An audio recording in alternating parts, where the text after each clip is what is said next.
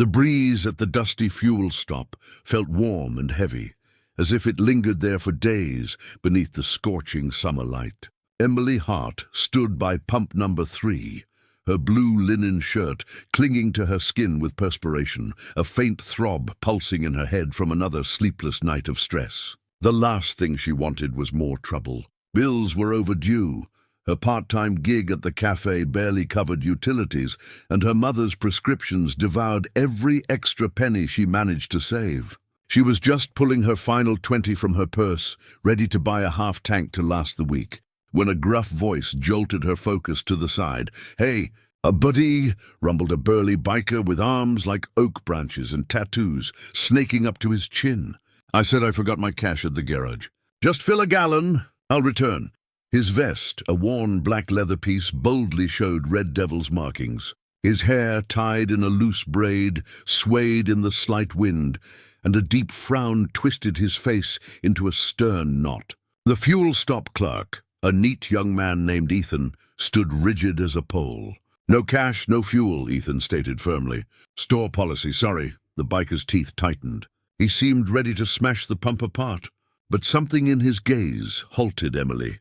It wasn't anger. It was irritation, shame, the look of someone trapped in a tight spot, humbled, perhaps even embarrassed. Emily could have ignored it. Nobody would judge her. A red devil, she ought to steer clear. But her father, bless his soul, always urged her to see the human, not the badge. She moved closer, pushing down the lump in her throat. "I'll pay for it," she told Ethan. Both men spun to face her. The biker's eyes widened, vivid blue, yet somehow fragile. Ethan scowled. "Really?" Emily nodded, passing her 20, put 20 in his tank. The biker raised a palm, confused. "Lady, you don't know me." Emily offered a faint, weary smile. "You seem like you need a hand." "It's just fuel." Ethan paused, then sighed and took the money. He started the pump, and the biker let out a slow breath as if steadying his nerves. When the tank clicked full, he stepped forward, looming over Emily. "I'm Luke," he said roughly. "Emily," she answered. Luke studied her face, searching for a trick or a scheme, but found none. Just a woman scraping by who still chose to aid him. He nodded once deeply. "You're a good one, Emily," he said hoarsely, then revved his bike with a loud roar, gave a final glance back and sped off toward the road. Emily exhaled, her hands trembling slightly. That 20 was meant to keep her car going all week, but her heart felt lighter. Maybe that was worth more. The next day arrived as usual. Emily worked a morning shift at the cafe, tended her mother's dressings, tried to hold her life together by strings. Just as she began cooking supper, rice and a tin of beans, a strange sound shook the window. It was a low growl, heavy, drawing nearer. Her heart raced. She stepped to the window and froze.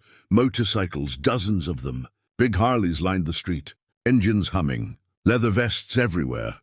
The red and white Red Devil's patches shone like banners. Men and women sat on their bikes, quiet, staring at her home. Emily nearly dropped the spoon in her hand. "Mama," she called, "stay inside." The front door shook with a knock so strong it nearly rattled the frame. Emily forced herself to open it. There in the evening glow stood Luke, the biker from yesterday, looking even larger on foot than she recalled. "Emily," he said, voice calm but firm, "can we come in?" She swallowed, nodded, and stepped aside. Luke raised a hand and signaled the others. One by one, bikers dismounted their Harleys, carrying crates, tools, bags of groceries. Emily stood stunned as they entered her small yard. Luke pointed to the chipped paint on her house, the drooping gutter, the wobbly front step. "You helped me when nobody else would," he said. "Our crew doesn't forget that." She blinked, speechless. In a steady rhythm, the group began working. One fixed the loose planks on her porch. Another mended the dripping pipe by the house's side. Two more scraped old paint and repainted the worn siding. A woman with a braid, wearing a smaller Red Devil's patch, handed Emily a box of fresh food, eggs, milk, vegetables, even chicken, things she hadn't afforded in weeks. Emily felt tears prick her eyes. "I can't pay for this," she stammered. Luke shook his head, his face softening. "You already did. You saw me as a human. That's enough." A biker named Tom knelt by her old garden hose, reattached it, and began watering the dry flower beds. Another young member took out Emily's garbage. Someone even gave her mother a polite nod through the window, asking if she needed anything. Emily had to sit on the porch, overwhelmed. All this from a $20 tank of fuel. Luke crouched beside her, a large hand on his knee, looking oddly gentle. "Nobody usually does what you did," he said softly. "They see the leather, the patch, and they treat us like outcasts." "You didn't," Emily's voice shook. "My daddy always said, help someone if you can." Luke nodded, as if that said it all. "Then your daddy raised you well," he replied. They worked until the street lamps glowed, repairing, carrying, cleaning, leaving Emily's small home transformed. When they finished, Luke handed Emily a small brown envelope. "Club raised some cash. Take it for your mom's meds, maybe." Emily shook her head, but he gently closed her hand around it. "Take it," he said again. The engines roared to life as the devils lined up to leave, and neighbors peeked from their windows, trying to understand. Luke gave her a final nod, eyes warm. "If you ever need us," he said, "you know who to call." Emily stood on the porch, clutching the envelope to her chest, tears streaming down her face as the bikes thundered into the night. In that moment, she understood what her father meant all those years ago.